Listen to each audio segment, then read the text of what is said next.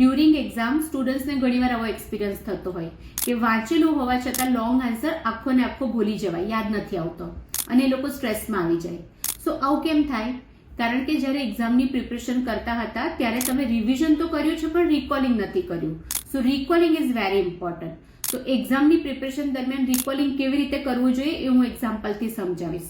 For example, તમે જે પણ પેપર સેટ ફોલો કરતા હોય એ પેપર સેટ લઈને બેસો અને પેપર સેટમાં ક્વેશ્ચન વન બાય વન તમે બધા ક્વેશ્ચન્સ ચેક કરતા જાઓ. ફોર એક્ઝામ્પલ, તમે એક ક્વેશ્ચન લીધો, ક્વેશ્ચનને થોરલી પ્રોપર રીડ કરો અને જો એ ક્વેશ્ચન આખો યાદ આવે છે તમને વિધાઉટ સીઈંગ તો તમે એને રાઈટ ટિક કરી દો.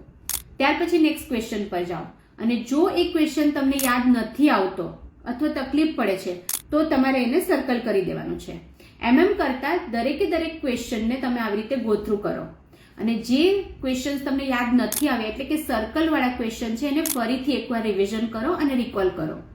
સો ડિયર સ્ટુડન્ટ્સ, જો તમે આ રીતે પ્રિપરેશન કરશો તો ડ્યુરિંગ એક્ઝામ ક્યારેય સ્ટ્રેસનો અનુભવ ના કરવો પડે અને તમે બેસ્ટ રીતે તમારા આન્સર્સ લખી શકશો.